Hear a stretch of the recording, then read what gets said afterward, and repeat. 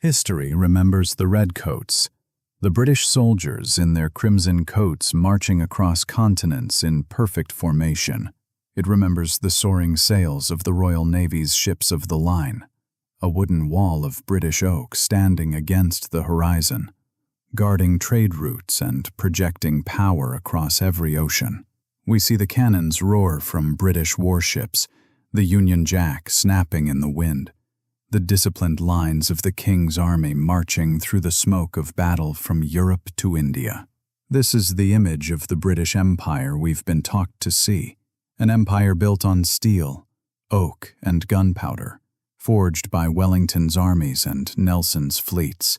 But this story leaves out the most decisive force of all, overlooking the empire's true secret weapon. This weapon was never forged in a foundry or aimed on a battlefield. It was an unseen regiment, a silent army that operated not from a fortress, but from the cramped, candle-lit counting houses of the city of London. Its soldiers were a new breed of Englishmen, the financier, men in dark coats who didn't wear military uniforms or carry swords, whose weapons were ledgers and ink, and whose strategy was mapped out on balance sheets in London's financial district. They conquered not with flags, but with debt, and while generals were celebrated in public, these men were quietly reshaping the world from the back rooms of London banks. They were forging a new kind of power, one that would outlast any army and prove far more enduring than any physical conquest. This is the story of how they were created and how they turned the fortunes of a nation into the business of a lifetime. To understand how this weapon was forged, we have to go back to a time when England was not a global power, but a nation on the brink. In the late 1600s, the kingdom lived in the long shadow of King Louis XIV's magnificent and mighty France, its grand ambitions colliding with empty pockets. Decades of political turmoil and inconsistent leadership had left the English monarchy chronically insolvent, with kings in Whitehall making promises they couldn't keep and borrowing money they couldn't repay. They defaulted on loans so often that lenders across Europe saw the English government as a high-risk gamble. And this wasn't just an economic problem. It was a national security crisis. The Royal Navy, Britain's pride, anchored at Portsmouth and Plymouth, threatened to rot in its harbors for lack of funds, while the army couldn't be paid, let alone expanded, to challenge rivals on the continent. England was one major war away from total collapse, from becoming a footnote in a history dominated by others. The nation's potential was immense, but it was shackled by its own financial weakness, and a radical solution wasn't just needed, it was a matter of survival. The solution came from desperation, and it arrived in 1694 in the form of a proposal so radical it would reshape the relationship between wealth and power forever. A syndicate of wealthy London merchants and financiers approached the crown with an offer that seemed almost too good to be true. They would loan the government over £1 million to fund the war against France, an astronomical sum at the time. But this wasn't charity, and it wasn't even a conventional loan. What they demanded in return would fundamentally alter the nature of the English state. Instead of accepting yet another shaky royal IOU destined for default, these men insisted on something unprecedented: a government guarantee of repayment, with interest, not backed by the whims of a monarch, but by the predictable and forcible machinery of future taxation. This meant that every year a portion of the taxes collected from English merchants, landowners, and common people would flow directly into the pockets of these financiers, no matter who sat on the throne or what crises might emerge.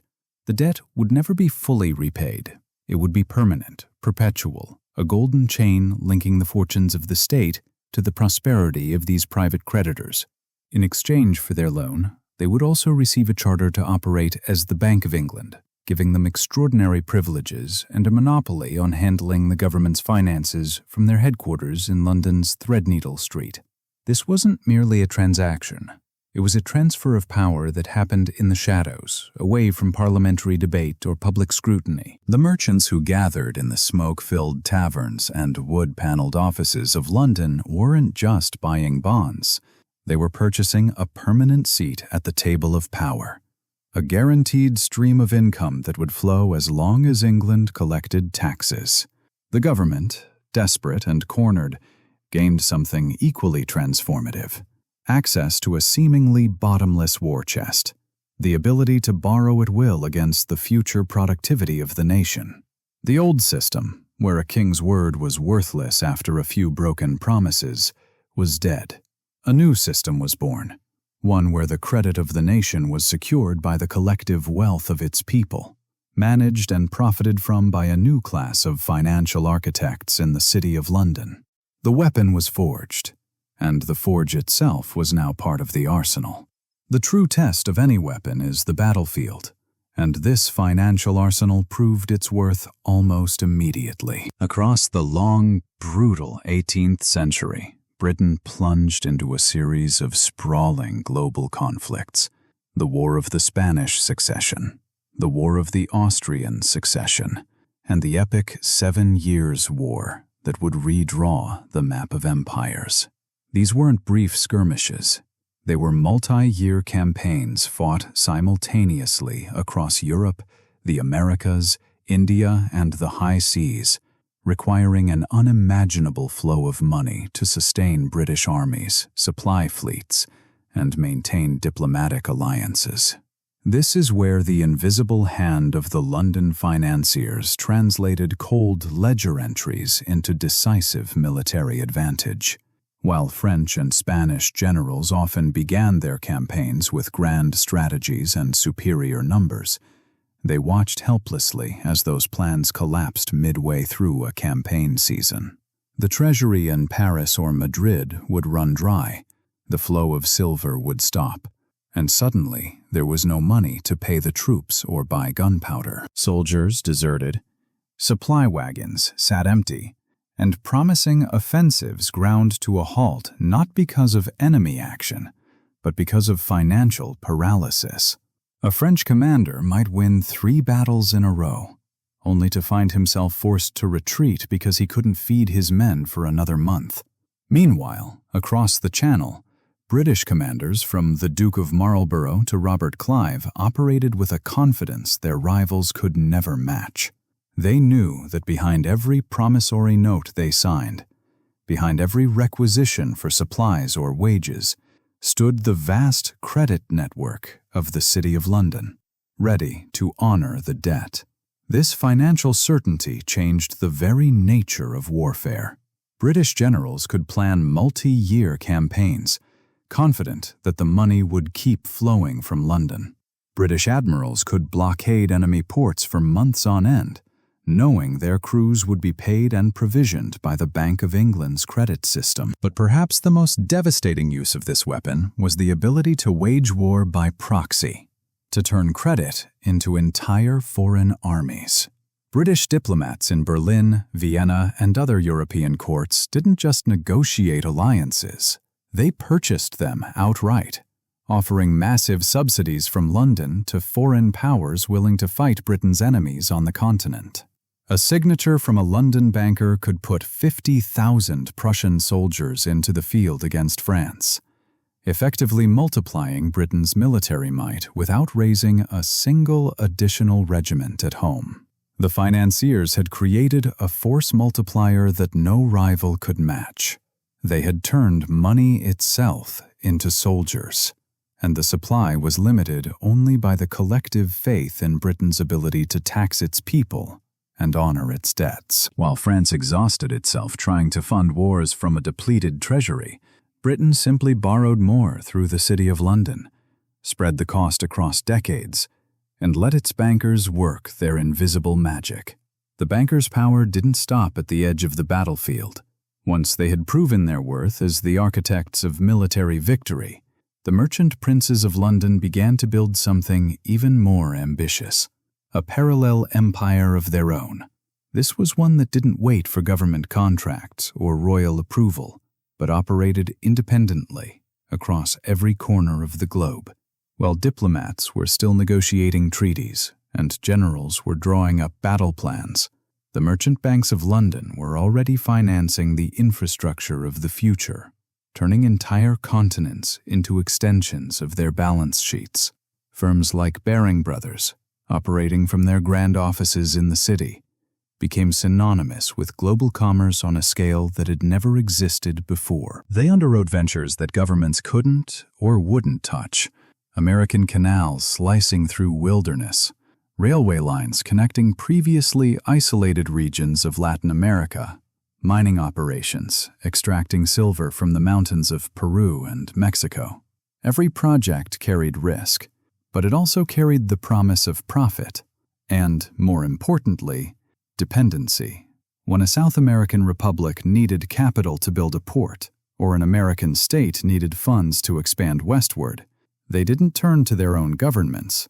They turned to London, to the counting houses of Lombard Street and Threadneedle Street.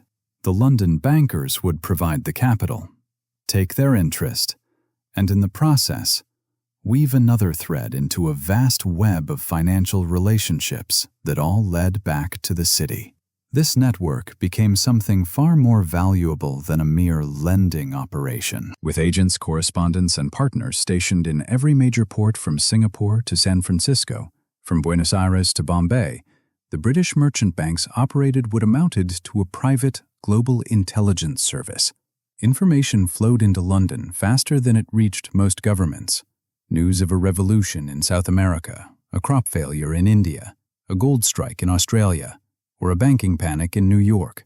The bankers didn't just react to world events from their offices in the city. They anticipated them, positioning themselves ahead of markets and often ahead of the very governments that relied on them. They knew which nations were on the verge of default, which industries were poised for explosive growth, and which political upheavals would create the chaos from which fortunes could be made. This wasn't power granted by a monarch or voted on by Parliament. This was power built, transaction by transaction, a self-sustaining empire of credit that existed beyond borders and operated according to its own logic, all controlled from the financial heart of London. With power came evolution, and by the time of the Napoleonic Wars, the London bankers had transformed from mere facilitators of state policy into something far more calculating and predatory. They were no longer content to simply fund the wars that governments declared. They began to see war itself as the ultimate business opportunity, a moment of maximum chaos from which maximum profit could be extracted. The man who embodied this new, ruthless sophistication was Nathan Rothschild, who had moved from Frankfurt to establish himself as the most formidable financier in London. The moment that immortalized him was the Battle of Waterloo. Napoleon's final gamble in Belgium in June 1815 held the fate of Europe in the balance, and every investor, every government, every merchant on the London Stock Exchange knew that the outcome would send shock waves through the financial markets. Fortunes would be made or destroyed in hours based on a single question: who won? Rothschild, however, had no intention of waiting for official dispatches or relying on the slow machinery of government communication from Belgium to London. He had spent years building a network of couriers faster and more reliable than any postal service or diplomatic channel. A private information highway that spanned the continent and connected directly to his offices in Newcourt, London. When Wellington's forces finally broke Napoleon's army on that muddy Belgian field, Rothschild's courier was already racing toward the coast. While exhausted soldiers were still clearing the battlefield and official messengers were just beginning their journey, Rothschild's man was crossing the English Channel through the night, carrying the most valuable commodity in the world at that moment: certainty. He reached London a full day before the government's own dispatch, and Nathan Rothschild, standing on the floor of the London Stock Exchange in Capel Court, knew the outcome of the battle before the Prime Minister in Downing Street did. What happened next has become legend, though the exact details remain shrouded in myth and conflicting accounts. Some say he bought British government bonds at a discount, while others panicked in uncertainty.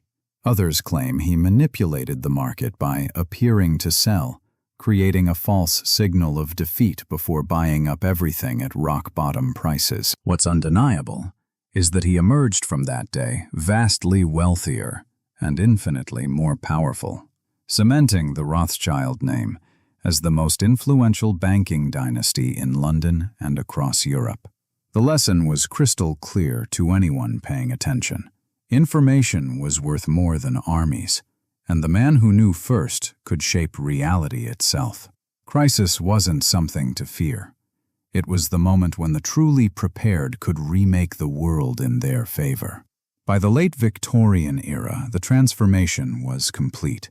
The City of London stood as the undisputed financial capital of the world, a position so dominant that it didn't need to be defended. It was simply accepted as fact. The pound sterling had become the global reserve currency, the standard against which all other money was measured, and the language of international commerce was spoken with a British accent. The bankers, who had once been desperate creditors to an insolvent crown, were now operating at a level that transcended nationality itself. They were the architects and guardians of a global economic order, ruling from their offices in Lombard Street, Threadneedle Street, and the labyrinth of narrow lanes that made up the square mile. Their power had become quasi-governmental, though it was never officially acknowledged as such. Foreign governments seeking capital to build railways, modernize ports, or finance their own wars didn't petition their neighbors or rely on domestic savings.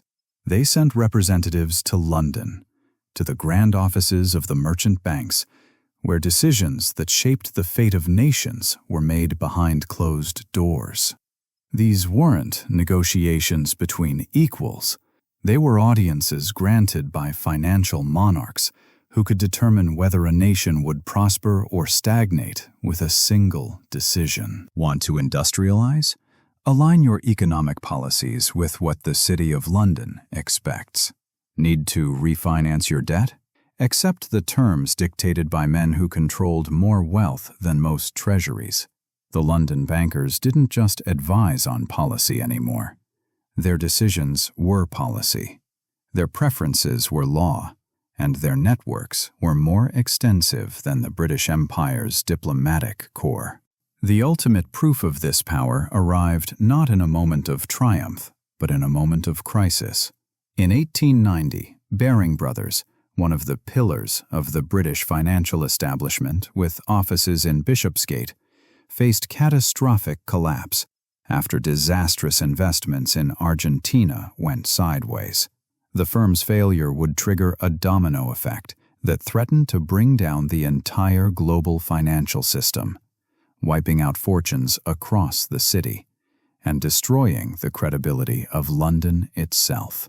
The government stood paralyzed, unsure how to intervene. But the bankers didn't wait for permission or parliamentary debate.